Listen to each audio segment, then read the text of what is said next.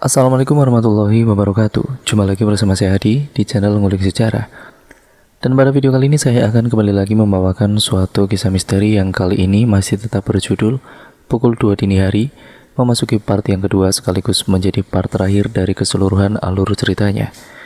Cerita kali ini ditulis oleh Manafila yang nantinya kalian juga bisa mengunjungi thread beliau secara langsung.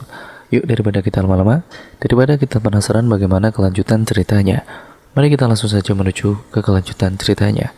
Perhatikan baik-baik karena ceritanya akan segera saya mulai.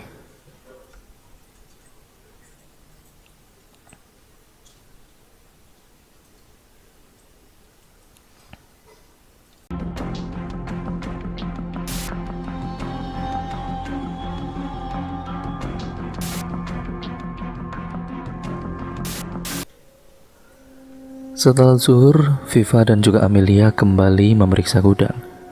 Mereka memeriksa gudang sampai sore. Akan tetapi, setelah semuanya mereka periksa, tidak ada apapun yang mencurigakan di sana. Viva dan Amelia terduduk lemas di sisi kolam renang. Mereka lemas karena tidak ada petunjuk apapun di sana. Gimana ini, Kak? Cara apa lagi yang harus kita lakukan? Periksa gudang sudah, tapi nggak ada apa-apa di sana, keluh Amelia seraya merendam kakinya di dalam kolam. Viva tidak langsung menjawab pertanyaan adiknya. Ia berpikir keras, kemungkinan apa lagi yang bisa menjadi petunjuk tentang hantu perempuan di rumah mereka. Kita belum periksa seluruh ruangan ini, Lia. Masih ada perpustakaan. Siapa tahu ada sesuatu yang ada di sana, ujar Viva dengan penuh semangat. Amelia menggeleng pelan. Kayaknya nggak ada apa-apa deh. Aku pernah masuk ke sana. Isinya cuma buku-buku papa dan mama. Waktu pertama kali datang, Amelia sudah masuk ke perpustakaan itu bersama sang ibu. Sebelum mereka pindah, Johnny sudah membawa seluruh barang-barang mereka dari rumah lama ke rumah yang baru. Johnny membawa barang sendirian untuk pindahan. Setelah semua barang berpindah tempat, barulah Johnny membawa keluarganya untuk pindahan. Hal itu Johnny lakukan untuk efisiensi waktu. Ia mau istri dan anak-anaknya tinggal datang saja, tidak perlu susah payah berhadapan dengan kardus-kardus besar yang menyakitkan mata. Dan memang, baik Hana, Viva, dan juga Amelia merasa nyaman dengan pindah rumah yang mereka lakukan. Tidak ada kardus-kardus besar yang merepotkan. Mereka hanya datang dengan koper berisi pakaian dan beberapa barang penting lainnya, seperti orang yang sedang liburan saja. Kita coba periksa saja yuk. Siapa tahu ada sesuatu yang tersembunyi di sana, ujar Viva dengan penuh semangatnya. Lia pun mengangguk setuju. Kemudian Johnny mengabarkan kepada istri dan anak-anaknya kalau malam ini ia tidak pulang. Ia masih harus lembur sampai besok hari. Amelia dan Viva tersenyum penuh arti saat mereka selesai membaca pesan dari sang ayah. Kalau malam ini ayah mereka tidak pulang, itu artinya mereka memiliki kesempatan untuk mengecek perpustakaan sampai malam hari. Viva dan juga Amelia memeriksa perpustakaan dengan penuh semangat. Sementara itu, Hana yang kondisinya belum pulih sedang istirahat di kamar. Suhu tubuh Hana memang sudah normal, akan tetapi kondisi tubuhnya masih lemas karena sejak sakit ia hanya makan 1 kali saja. Sisanya ia hanya minum jus dan air mineral. Otomatis ia tidak memiliki energi banyak hanya dengan minuman saja. Mama keren ya, Kak. Gambarnya bagus banget, ujar Amelia sambil senyum-senyum sendiri melihat gambar ibunya itu di sebuah buku jurnal. Viva mengangguk setuju. Darah seni ibunya memang sangat tinggi. Coret-coret asal saja bisa menjadi lukisan indah, sedangkan Viva dan Amelia keduanya tidak bisa menggambar. Mereka hanya bisa menggambar 2 gunung, sawah, awan, dan matahari, itu saja. Amelia, sini. Viva berteriak antusias setelah ia membaca beberapa bagian buku yang baru saja ia temukan. Amelia menurut, mendekat ke arah kakaknya, dan mereka sama-sama membaca buku diary berwarna pink yang sudutnya sudah terbakar sedikit. Mungkin seseorang mencoba untuk membakarnya, akan tetapi karena satu dan lain hal, mereka membatalkan niatnya ini.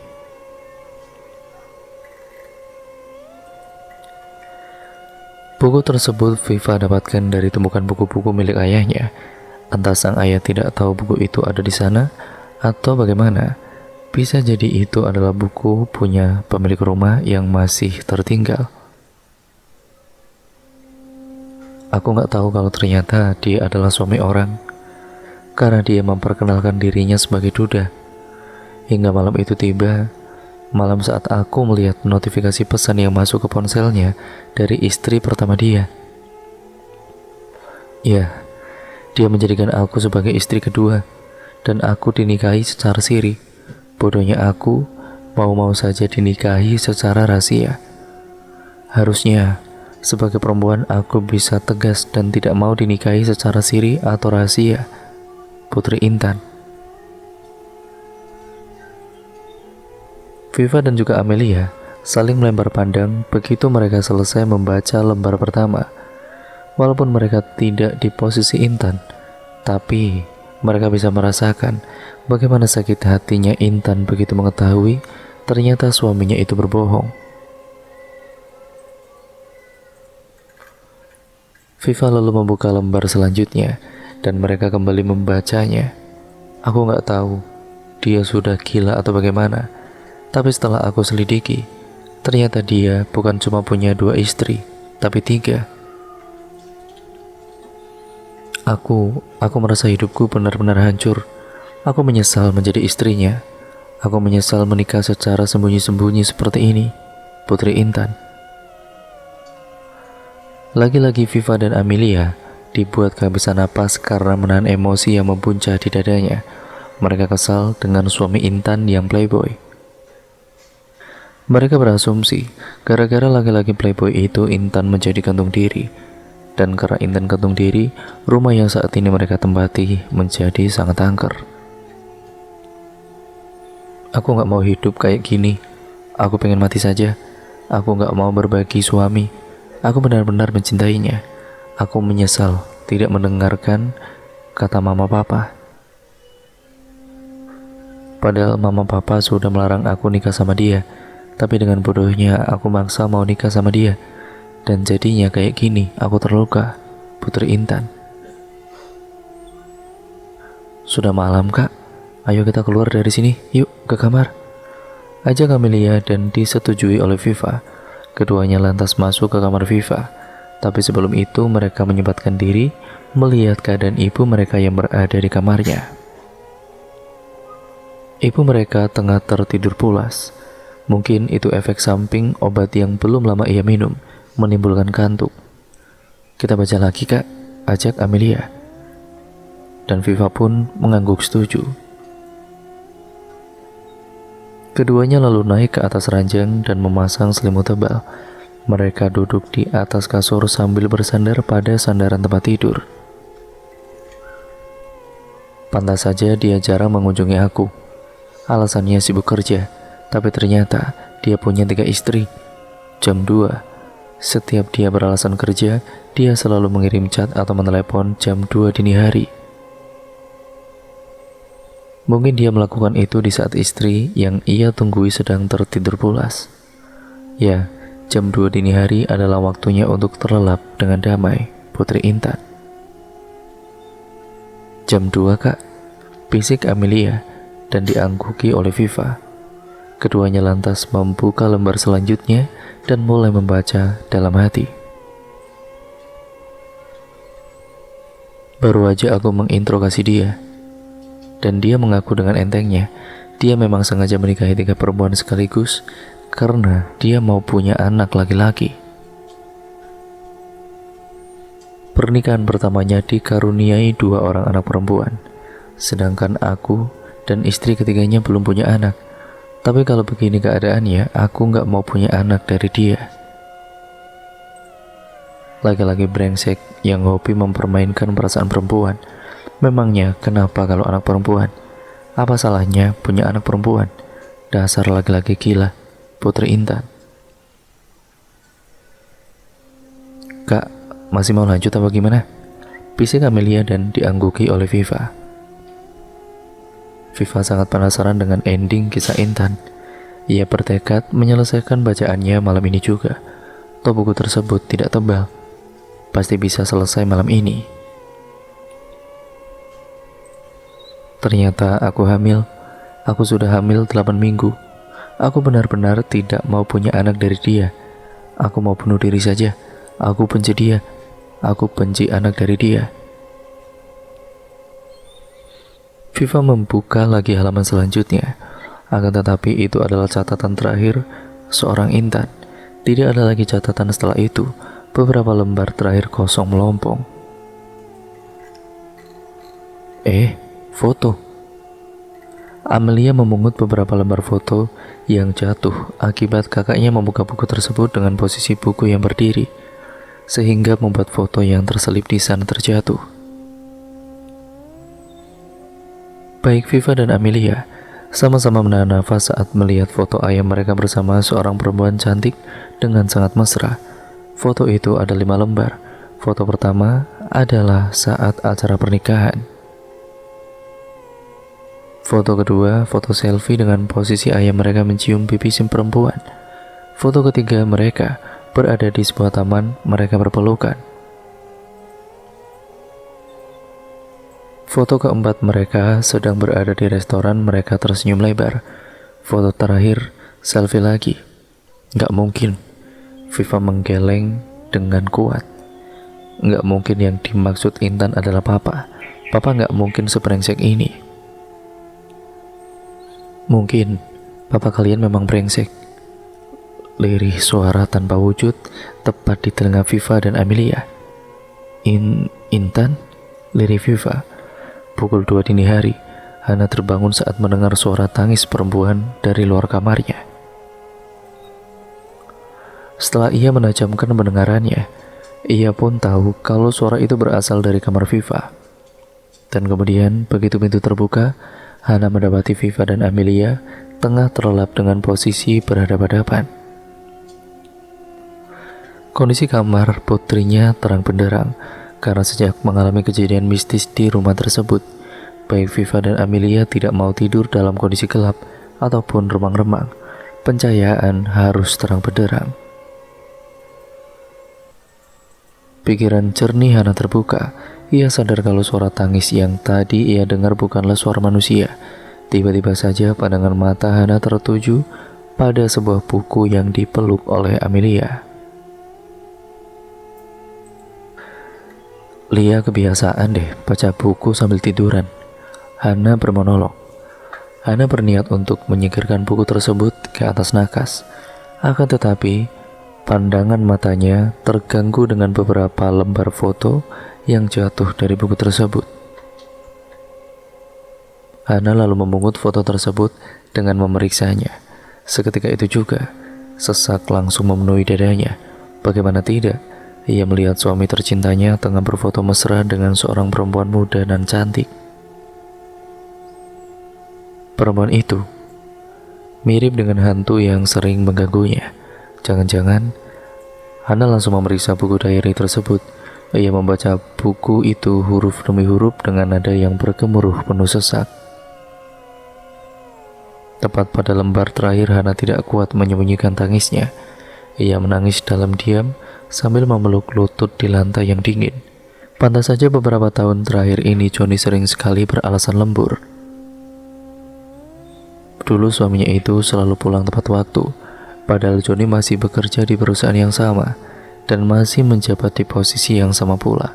Masa ia dulu jarang lembur, lalu sekarang sering lembur? Ternyata Johnny selingkuh. Selain jarang di rumah, uang bulanan juga berkurang drastis. Hana selalu mencukupi kebutuhan hidup menggunakan uang pribadinya. Dan semua itu tidak diketahui oleh Viva maupun Amelia. Dua anaknya itu masih mendapatkan uang jajan seperti biasanya. Tentunya uang jajan itu adalah pemberian Hana, bukan Johnny. Uang pemberian Johnny hanya cukup untuk membeli kebutuhan sembako. Johnny beralasan sedang berinvestasi untuk masa tua. Oleh karena itu, ia memotong uang bulanan kepada Hana. Sejak awal, baik Johnny maupun Hana memang memiliki kesepakatan untuk tidak mencampuri urusan ponsel masing-masing pihak.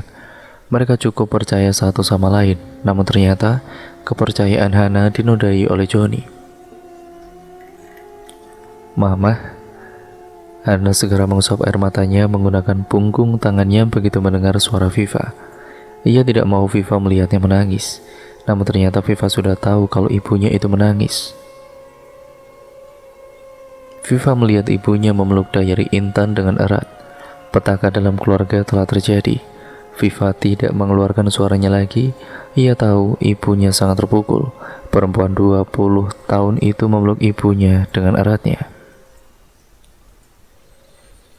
Viva pun sama. Ia sama-sama terpukul seperti ibunya itu. Ia tidak kuasa menahan tangisannya. Badannya bergetar di dalam pelukan sang ibu karena menangis hebat. Mendengar suara tangis sang kakak, Amelia pun ikut bangun. Gadis remaja itu langsung tahu apa yang terjadi karena ia melihat buku diary Intan tergeletak di samping ibunya.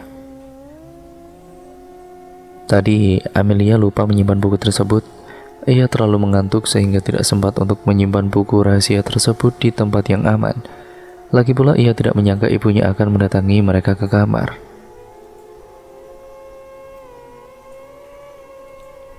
Esok harinya Johnny duduk sambil menunduk dalam-dalam.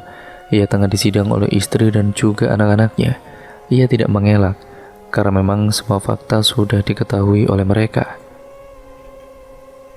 Johnny mengakui semua perbuatannya dan meminta maaf kepada istri dan juga anak-anaknya.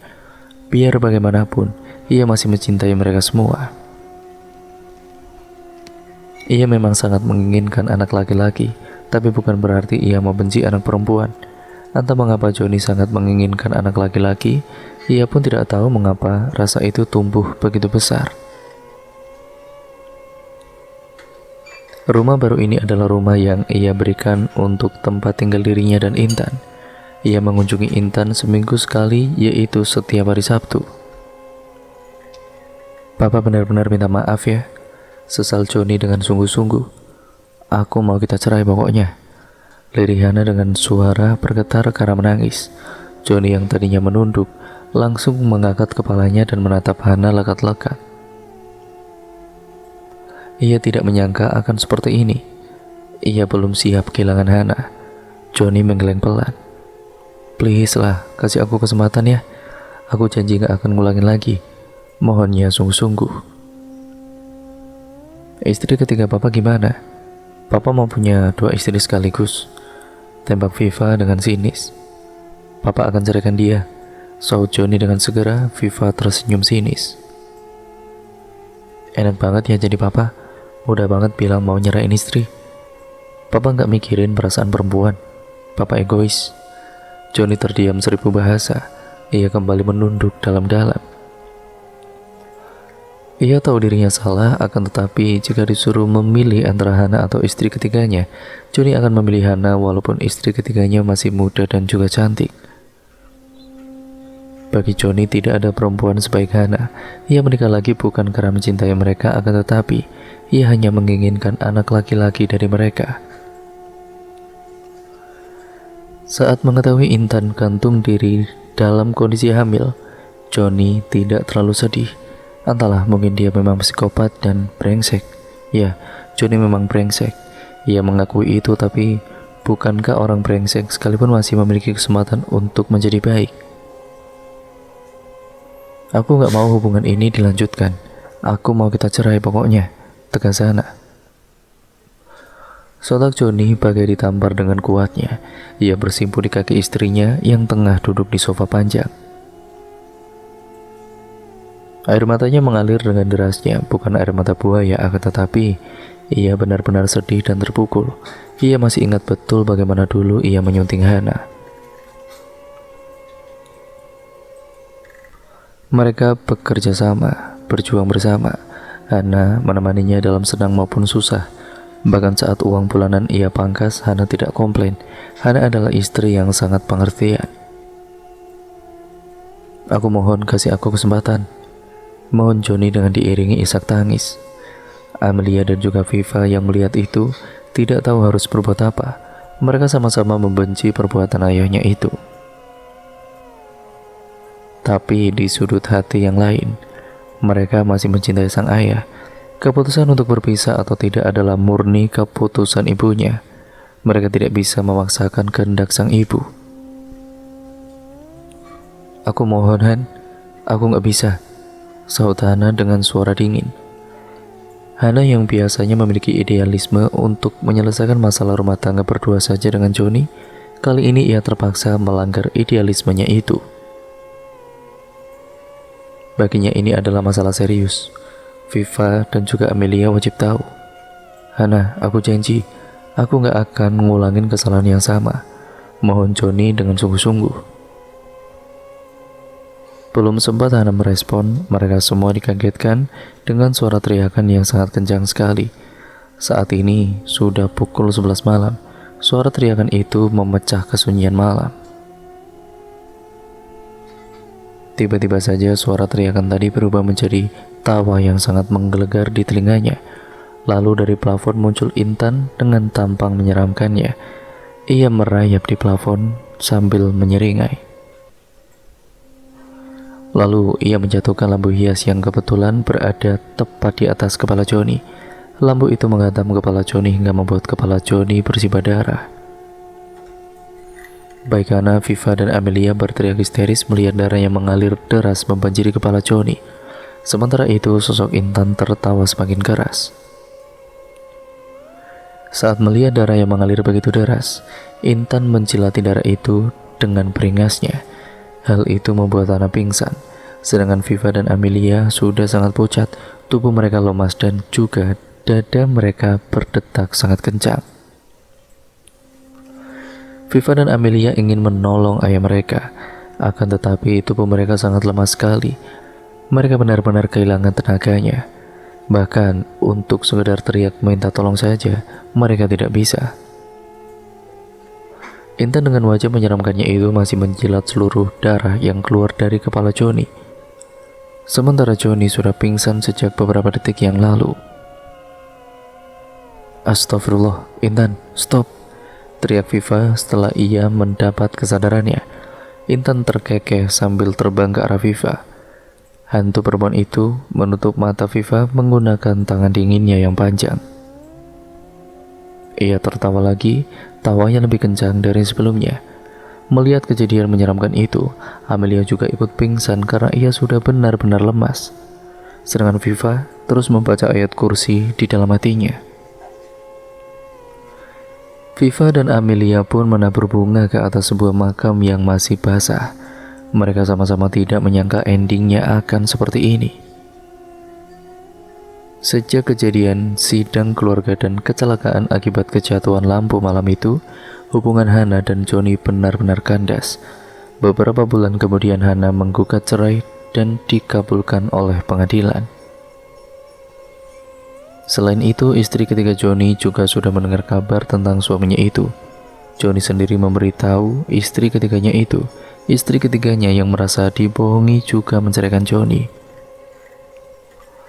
Johnny yang merasa sangat depresi mengakhiri hidupnya dengan meminum banyak obat mah hingga overdosis. Johnny ditemukan sudah tidak sadarkan diri di kamarnya. Johnny ditemukan sudah tidak bernyawa lagi oleh rekan kerja dan tetangganya. Saat itu rekan kerjanya mencari Johnny karena ia sudah berhari-hari tidak masuk kerja. Kemudian rekan kerjanya itu meminta bantuan warga setempat untuk mengecek rumah Johnny. Kebetulan warga setempat juga sedang khawatir dengan kondisi Johnny. Pasalnya Johnny jarang terlihat keluar rumah dan sudah 3 hari ia tidak keluar rumah. Akhirnya warga setempat dan rekan kerja Johnny pun memutuskan untuk membobol pintu rumah Johnny. Dan mereka mendapati keadaan Johnny sudah tidak bernyawa lagi. Setelah dilakukan pemeriksaan medis, Johnny diperkirakan sudah tidak bernyawa 3 jam setelah ditemukan warga. Setelah bercerai, Johnny tinggal sendiri sedangkan Viva dan Amelia memilih tinggal bersama ibu mereka di sebuah kontrakan kecil. Johnny benar-benar sangat depresi dengan masalah hidup yang menimpanya. Berbulan-bulan ia hanya berkelung dengan kesendirian. Ia sadar semua itu ia yang memulai, ia yang bermain api, dan ia juga pula yang terbakar. Akan tetapi ia tidak siap dengan semua ini. Ia tidak siap ditinggalkan istri tercinta dan anak-anaknya. "Papa pulang yang tenang ya," lirik Amelia dengan suara yang tidak jelas karena ia menangis. Ia menyesal meninggalkan ayahnya sendirian begitu. Seharusnya sebagai anak ia tidak egois. Walaupun ia marah, ia harus bisa marah dengan akal sehat. Harusnya ia bisa membaca kondisi ayahnya yang terpukul secara psikis. Harusnya ia tetap tinggal di rumah ayahnya agar kejadian ini tidak terjadi. "Kak, kita pulang yuk," ajak Amelia sambil menyenggol lengan Viva yang sejak tadi hanya melamun saja. Viva yang kaget berdehempelan. Kemudian ia mengangguk dan setuju untuk pulang. Ini adalah hari ke-7 setelah kepergian Johnny.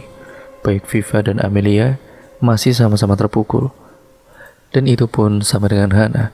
Walaupun ia sakit hati atas perbuatan mantan suaminya itu, akan tetapi ia juga merasa sedih atas kepergian Johnny untuk selama-lamanya. Biar bagaimanapun, Hana pernah hidup sangat lama dengan Johnny. Ia baru berpisah beberapa bulan saja, tentu saja benih-benih cinta itu masih ada di hati Hana. Saat sedang ke pemakaman Johnny, Hana tidak kuasa menahan sedihnya. Ia pun pingsan di sana. Malam ini Viva dan juga Amelia tidak pulang ke rumah ibu mereka. Mereka memutuskan untuk tinggal di rumah mendiang sang ayah bareng satu malam saja. Sejak kejadian Johnny tertimpa lampu, Intan sudah tidak pernah lagi menampakkan dirinya. Hantu Intan benar-benar hilang sejak malam itu. Entahlah, mungkin Intan sudah puas karena sudah membalaskan dendamnya kepada Johnny. Atau mungkin Intan memang sudah bisa berdamai dengan keadaan, sehingga ia bisa pulang dengan tenangnya. Sejak kejadian malam itu juga, baik Viva dan Amelia sering mendatangi makam Intan untuk berziarah. Mereka mendoakan yang terbaik untuk Intan. Viva dan Amelia menginjakkan kaki ke rumah lama mereka dengan perasaan yang campur aduk, antara sedih, kecewa, dan juga menyesal. "Kalau sejak awal kita nggak pergi dari rumah ini, mungkin Papa nggak akan pergi dengan cara yang kayak gini, Kak," lirik Amelia. Viva hanya menyauti dengan anggukan kepala saja. Sejak kepergian ayahnya, Viva banyak melamun dan menjadi pendiam. Hana tengah menggambar untuk komik terbarunya. Perempuan 40 tahunan itu menuangkan cerita hidupnya ke dalam sebuah komik. Ia ingin pengalaman hidupnya bisa dijadikan pelajaran bagi banyak orang. Mungkin seharusnya ia bisa memaafkan mantan suaminya agar kejadian ini tidak terjadi. Saat Hana tengah husuk menggambar, ia dikagetkan dengan suara arangan laki-laki. Suara itu adalah suara arangan penuh kesakitan. Hana bingung, tidak ada laki-laki di rumahnya. Ia hanya tinggal sendirian saja di rumahnya itu. Lantas, tadi itu suara siapa? Hana menghentikan aktivitasnya. Ia kemudian menajamkan telinganya. Suara itu seperti berasal dari dapur. Hana pun lantas keluar kamar dan memeriksa dapur. Dan betapa kagetnya ia begitu melihat mendiang mantan suaminya tengah mengarang kesakitan di lantai dapur. "Mas," panggil Hana dengan suara bergetar karena takut dan juga iba. "Hana?" lirik Johnny dengan bibir yang tertutup rapat. Tiba-tiba saja, wajah Johnny yang semula normal berubah menjadi sangat menyeramkan. Matanya melotot tajam dan ia mengeluarkan air mata darah. Johnny menangis pilu sambil mengerang kesakitan. Darah kental dan bau anyir menguar di dapur kecil tersebut. Astagfirullahaladzim. Hana membaca istighfar dan ayat kursi dengan tubuh yang gemetar. Tempat bacaan ayat kursi yang ketiga, Johnny pun hilang dari sana, seperti hilang di telan bumi. Hana membaca istighfar beberapa kali, ia tidak bisa fokus bekerja. Akhirnya ia menunda pekerjaannya dan lalu mengambil air wudhu untuk mendoakan mendiang mantan suaminya. Ia ingin mendiang mantan suaminya bisa pulang dengan tenang. Viva dan Amelia tengah terlelap dengan damai. Mereka tidur bersama-sama di kamar lama mereka. Namun tiba-tiba tidur mereka terganggu dengan suara tangis seorang laki-laki yang sangat menyayat hati. "Tolong!" Lirik suara itu disertai dengan tangis. Baik Viva dan Amelia saling melempar pandang, keduanya lalu sepakat untuk memeriksa suara tersebut. Suara tersebut datang dari kamar almarhum ayah mereka. Begitu pintu terbuka, mereka melihat ayah mereka terbaring di atas ranjang dengan tampang kesakitan. Papa kenapa?" Amelia mendekati ayahnya dengan segera. Ia memegang tubuh ayahnya, akan tetapi tangannya menembus tubuh itu. Amelia lalu sadar kalau ayahnya sudah tidak ada lagi di dunia ini. Yang saat ini ada di depannya itu adalah arwah dari ayahnya. Amelia menangis terseduh-seduh di lantai yang dingin. "Papa, pulang yang tenang ya, Pak. Lia sama Kak Viva akan selalu mendoakan Papa," lirihnya. Sementara itu, tiba-tiba saja Johnny kemudian terbang ke atas dan menembus plafon, lalu hilang dari pandangan. Amelia semakin menangis pilu, sedangkan Viva yang memang lebih banyak diam akhir-akhir ini memeluk adiknya erat tanpa mengeluarkan sepatah kata pun. Setelah kepergian sang ayah untuk selamanya, Viva dan Amelia cukup posesif kepada ibu mereka. Bukan apa-apa, saat ini orang tua yang mereka punya hanya ibu saja. Mereka ingin menjadi anak yang berbakti dalam versi mereka. Hana dilarang melakukan pekerjaan rumah yang berat-berat. Selain itu, Viva yang dulunya hanya kuliah saja, sekarang mulai kerja part-time agar ibunya tidak terlalu berat mencari uang. "Ma, kalau mama mau nikah lagi, boleh kok. Lia gak tega lihat mama banting tulang sendirian kayak gini. Kalau punya suami kan nafkah ditanggung suami," ujar Amelia sambil meringis. "Hus, nikah lagi. Kamu pikir nikah itu gampang?" omel Hana yang sedang memasak nasi goreng. "Ya kalau ada yang cocok kenapa enggak, mah?" sambung Viva yang sudah mulai banyak bicara. Ya, sekarang perlahan-lahan Viva sudah mulai mau bicara banyak. "Aduh, kalian ini apa-apaan sih? Mama lagi masak, jangan diganggu. Mending kalian bantuin mama nyapu dan juga ngepel," ujar Hana dengan tangan yang lincah mengolah-ngalik masakannya.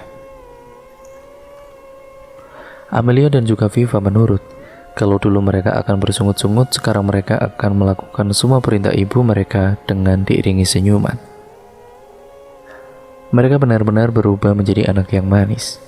Ya, terkadang kita baru merasa menyesal setelah kehilangan orang yang kita sayang. Seperti halnya Viva dan Amelia, dulu mereka sangat cuek kepada sang ayah, lalu setelah ayah mereka tiada, barulah mereka menyesal atas perbuatan mereka dulu. Dan prang! Hana, Viva, dan Amelia sontak menoleh ke arah sumber suara.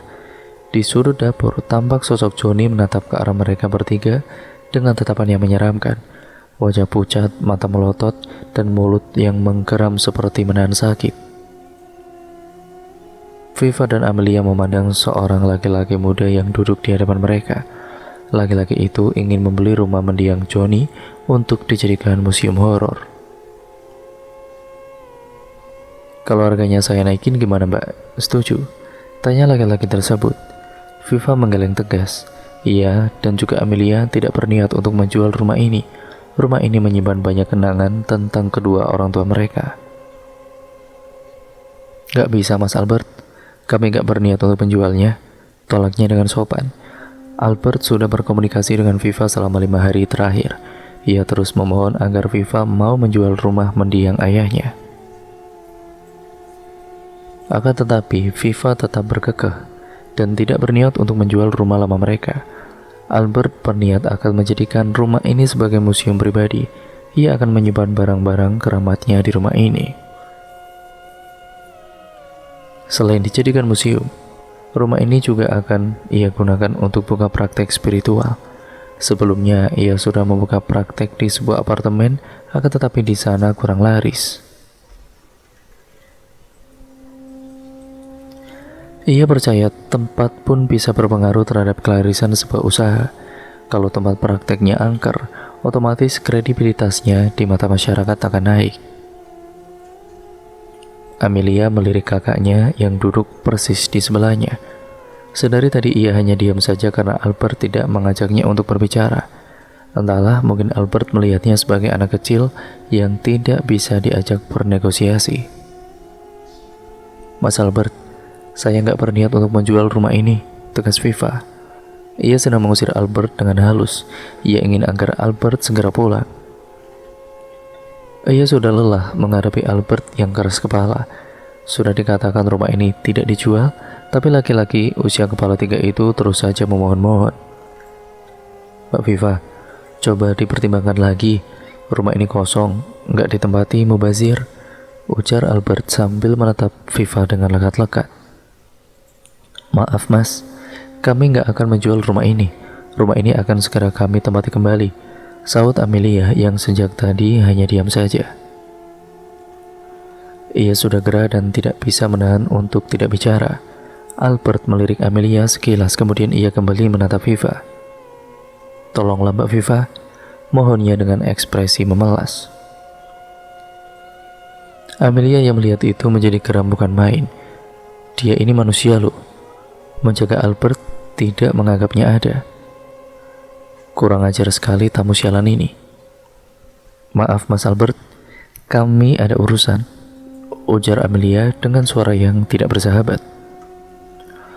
Baru saja Albert hendak membuka suara, tiba-tiba terdengar suara dentuman keras dari lantai atas.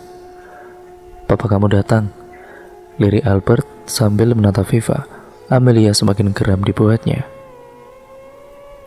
Albert benar-benar kurang ajar, sama sekali tidak menganggapnya ada. Apa salahnya mengatakan papa kalian? Yang artinya ditujukan kepada ia dan sang kakak. Ini tidak. Albert hanya mau berbicara dengan Viva. Kemudian angin dingin menerjang wajah mereka bertiga. Viva dan Amelia yang sudah terbiasa melihat penampakan ayah mereka, sekarang sudah bisa tenang. Kakak beradik itu pun tidak panik seperti dulu lagi. Papa, lirik Amelia yang saat melihat sosok ayahnya berdiri di sudut ruangan. Ayahnya itu menatap tidak suka ke arah Albert. Dengan gerakan secepat kilat, Johnny terbang dan lantas mencekik Albert. Kemudian Johnny juga memuntahi Albert dengan darah segar. Maaf. Iya, aku gak akan ganggu anak kamu lagi. Aku gak jadi beli rumah ini, ujar Albert dengan ketakutan. Mendengar janji Albert, Johnny langsung melepaskan cengkeramannya pada leher Albert. Hantu laki-laki itu lantas hilang dari pandangan. Albert yang ketakutan langsung mengambil langkah 1000 untuk pulang. Usut punya usut, Albert adalah paranormal palsu. Ia ingin membeli rumah angker agar orang-orang mempercayainya sebagai paranormal. Hantu sialan, sialan. Makinya saat ia sudah berada di dalam mobil. Dengan tangan gemetar, Albert kemudian melanjutkan mobilnya untuk pulang. Ia berjanji tidak akan lagi mengganggu Viva. Ia sudah melupakan rumah angker tersebut. Ia akan tetap membuka praktek di apartemen lamanya saja. Biarlah pasiennya sedikit, yang penting di sana tidak ada hantunya. Albert tahu rumah ini dari mana, Kak? Tanya Amelia saat Albert sudah pergi dari rumah mereka. Enggak tahu. Mungkin dari gosip-gosip yang beredar di sekitar sini, saut Viva sambil merebahkan tubuhnya di sofa panjang. Ia sangat lelah sekali. Entahlah, menghadapi Albert yang keras kepala cukup membuat tenaganya terkuras. Amelia mengangguk paham. Saat ini hampir pukul 2 siang. Pukul 11 tadi, Albert meneror Viva, mengatakan ingin bertemu. Viva sudah menolak dengan alasan sibuk. Akan tetapi Albert yang keras kepala terus memaksanya. Laki-laki menyebalkan itu terus-menerus meneror dengan mengirimkan pesan spam. Karena malas terus diteror, akhirnya Viva menuruti keinginan Albert. Kak, kalau rumah ini kosong, rasanya sayang banget. Gimana kalau kita tinggal di sini lagi? Ujar Amelia. Mama gimana? Kita ninggalin Mama? Tanya Viva sambil menatap adiknya lekat-lekat. Amelia terdiam. Ia dan juga Viva sudah pernah mengajak ibu mereka untuk kembali tinggal di sini, akan tetapi sang ibu menolaknya. Ya wajar saja Hana menolaknya karena ia dan juga Johnny kan sudah bercerai, sehingga harta peninggalan Johnny semuanya hanya milik Viva dan Amelia. Hana tidak memiliki haknya. Tapi kan sayang Kak kalau rumah ini kosong, ujar Amelia sambil memperhatikan sekeliling. Ya kita sewakan saja. Mana ada yang mau menyewa rumah angker gini kok. Mungkin Albert mau, saut Viva asal. Tiba-tiba saja mata Amelia tertuju pada jam dinding yang ada di ruang tamu tersebut. Jarum jam berhenti total tepat di angka 2. Ya, kejadian ini memang sudah sering terjadi. Baik Viva dan Amelia sudah paham betul. Pasalnya ayah mereka meninggal pada pukul 2 siang. Mungkin jam tersebut berhenti untuk mengheningkan cipta sejenak.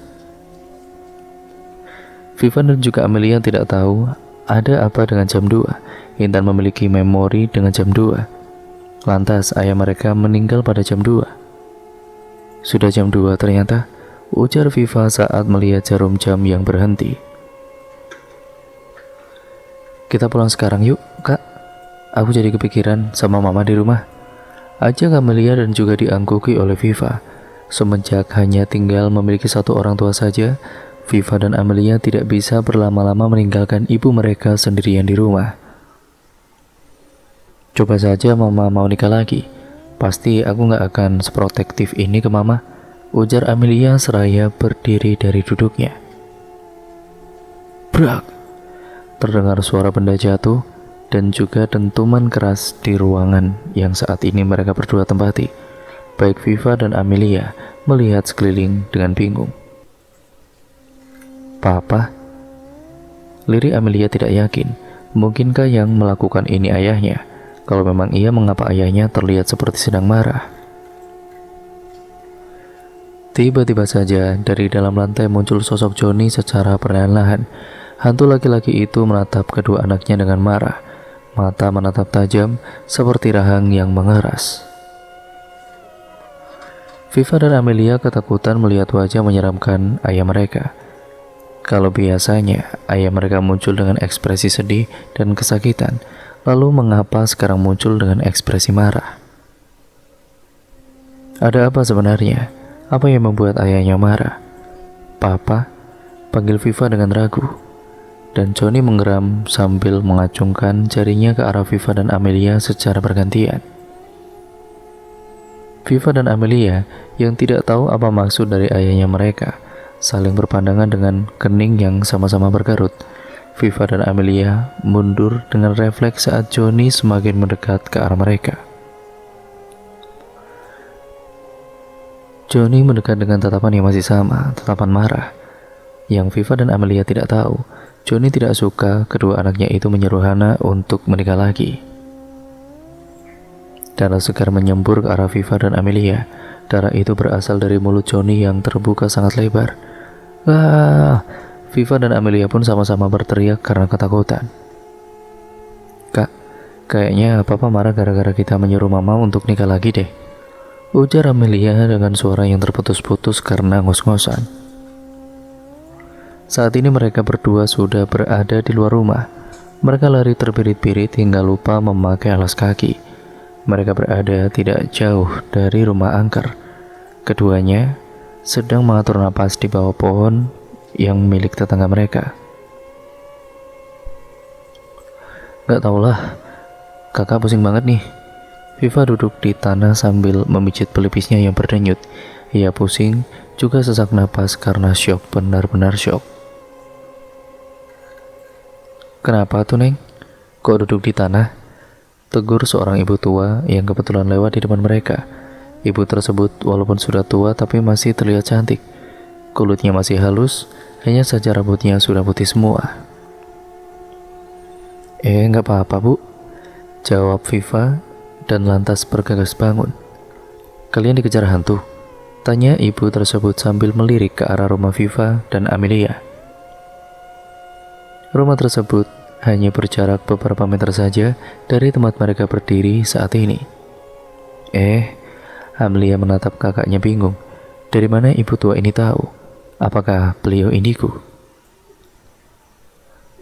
Ibu tua itu pun tersenyum kecil. Ayah kalian gak suka kalian nyuruh-nyuruh ibu kalian untuk menikah lagi. Dia jealous, ujarnya pelan sambil melirik ke arah rumah. Entahlah, Viva dan juga Amelia tidak tahu. Mungkin ada ayah mereka yang ada di depan rumah, sehingga ibu tua ini sering melirik ke sana. Amelia dan juga Viva sama-sama melongo menatap ibu tua tersebut. Fix ibu di hadapan mereka ini adalah seorang indigo. Sekarang Intan sudah pergi, tapi gantian Johnny yang menghuni rumah itu. Ibu tahu sesuatu? Tanya Amelia sambil menggoyang-goyang tangan ibu tersebut. Aneh, tangannya sangat dingin. Sang ibu hanya mengangguk misterius dan brak. Viva dan Amelia menoleh ke belakang. Mereka dikagetkan dengan ranting pohon mangga yang jatuh. Keduanya mengembuskan napas lega saat mengetahui kalau itu adalah suara ranting, bukan suara hantu. Syukurlah bukan hantu, ujar Amelia sambil menoleh lagi ke depan. Namun gadis cilik itu kemudian mengerutkan keningnya saat tidak melihat sang ibu yang tadi ada di hadapan mereka. Viva yang juga menyadari keanehan tersebut melihat sekeliling dengan janggal. Kalau ibu tua itu sudah pergi, beliau pergi kemana? Mengapa bisa perginya secepat kilat? Mereka hanya menoleh ke belakang beberapa detik. Lalu ketika mereka melihat ke depan lagi, ibu tadi sudah tidak ada. Atau jangan-jangan, ibu tadi adalah makhluk halus. Viva bergidik ngeri membayangkan itu. Ini tidak keren. Lari dari hantu, lalu bertemu hantu lagi. Kak, kayaknya ibu tadi... Sudah, gak usah dilanjutin. Kakak tahu apa yang ada di pikiran kamu, Lia? Saut Viva dengan segera. Kak, kita harus cepat kunci pintu, terus pulang. Aku gak nyaman lama-lama di sini. Gumam Amelia nyaris tanpa suara. Viva setuju. Keduanya lantas kembali mendekati rumah untuk mengunci pintu. Untunglah saat ini suasana sedang sepi. Orang-orang masih kerja dan belum pulang ke rumah, sehingga tidak ada yang melihat kepanikan kakak adik itu. Kak, ya atau seharusnya kita jual saja rumah ini, Kak. Atau kita juga nggak nyaman tinggal di sini. Gadis cilik itu mulai berubah pikiran. Viva lantas menggeleng tegas. Enggak, Lia. Apapun yang terjadi, kakak akan tetap pertahankan rumah ini, jawabnya. Amelia diam saja mendengar kata-kata kakaknya. Ia tidak berniat mendebat dan baiklah, ia akan percaya pada kakaknya. Tapi, kalian nggak apa-apa kan? Tanya Hana cemas. Ia baru saja mendengar seluruh cerita dari kedua putrinya. Kami nggak apa-apa, mah. Cuma agak kaget aja kok. Takutnya kami terkena serangan jantung. Habisnya papa serem banget. Amelia bicara dengan lirihnya. Saat mengucapkan kata-kata terakhirnya itu, Viva menatap tajam adiknya. Jangan ngomong sembarangan kamu, Lia. Nanti papa datang baru tahu rasa kamu, ujarnya. Amelia kemudian meringis sambil menggaruk-garuk kepalanya yang tidak gatal. Ia sudah kelepasan berbicara. Ia lupa kalau saat ini ayahnya sudah menjadi hantu dan mungkin bisa mendengar semua yang ia katakan. Bagaimana jika ayahnya itu merasa tidak nyaman dan lalu datang lagi? Benar-benar serem. Kalian sih ngomong kok sembarangan. Udahlah, pokoknya mama nggak mau dengar kalian menyuruh-nyuruh mama untuk nikah lagi. Kayaknya kita harus ziarah ke makam papa deh, biar papa bisa pulang dengan tenang, usul Viva. Nah, setuju kalau itu, saut Amelia dan Hana serentak. Dokter forensik mendiagnosa Johnny meninggal karena overdosis. Hal itu sengaja dilakukan oleh Johnny untuk bunuh diri. Akan tetapi, Viva dan Amelia punya pendapat berbeda. Menurut mereka, sang ayah tidak bunuh diri. Ayah mereka lapar, tapi tidak selera makan. Oleh karena itu beliau meminum obat ma dengan tujuan sakit ma-nya sembuh dan dia tidak lapar lagi. Ya, Viva dan juga Amelia mencoba berpikir positif pada ayah mereka. Pukul 2 dini hari, Viva terbangun karena bermimpi aneh. Ia melihat jam di pergelangan tangannya. Jarum jamnya berhenti di angka 2. Ia juga melihat jam dinding yang ternyata sama-sama berhenti di angka 2. Viva merasa aneh dan benar-benar ada yang aneh. Ini adalah kontrakan ibunya, bukan rumah angker ayahnya. Lalu mengapa kejadian jam berhenti bisa sampai di sini? Ada apa sebenarnya? Perempuan itu melihat sebelahnya, masih ada adiknya yang terlelap dengan damai. Ia tidak bermimpi apa-apa, namun mengapa seluruh jam berhenti di angka 2? Karena takut, Viva memutuskan untuk kembali tidur. Ia memejamkan matanya kuat-kuat. Bulu kuduknya sudah meremang hebat. Jangan sampai ada makhluk halus datang ke hunian nyamannya ini. Tiba gantung diri kemarin malam jam 2, ujar Hana sambil menyiapkan makan malam untuk mereka bertiga. Diba? Siapa Diba? Tanya Viva dan Amelia penasaran. Istri ketiga papa kalian, jawab Hana dengan nada rendah. Padahal sebenarnya Viva dan Amelia sudah pernah diberitahu siapa nama ibu tirinya itu. Akan tetapi karena nama itu tidak berkesan di hati mereka, mereka melupakannya. Mama tahu dari mana? Kok Mama tahu? Mama alih profesi jadi wartawan ya? Viva dan Amelia bertanya bergantian. Ada informan untuk Mama. Dia adalah adik kandung Diba, jawab Hana dengan tenang. Viva dan Amelia sama-sama mengerutkan keningnya dalam-dalam. Mereka tidak paham dengan arah pembicaraan sang ibu. Hana tersenyum kecil sambil duduk di meja makan. Waktu itu Mama pernah datang ke rumah Adiba. Di sana Mama bertemu sama Sarah, adik kandungnya Diba. Sarah kasihan sama Mama dan ya akhirnya kami berteman, tuturnya. Viva dan Amelia mengangguk kompak. Diba bunuh diri diduga karena stres dengan cibiran keluarga dan tetangga. Dia malu jadi pelakor, terang Hana. Tapi yang jadi pertanyaan, kenapa jam 2? Kenapa bisa sama dengan Intan? Sama juga dengan jam meninggalnya Papa, tanya Amelia bingung. Hana mengedikkan bahunya tidak tahu. Entahlah, setidaknya itu yang dikatakan dokter forensik.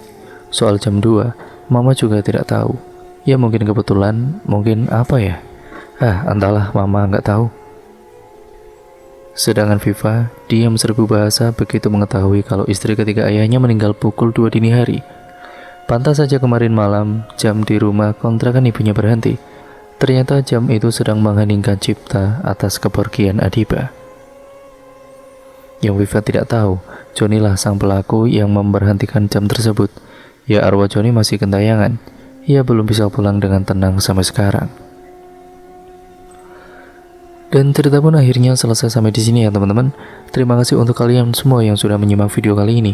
Dan jangan lupa untuk kalian like, comment, dan share.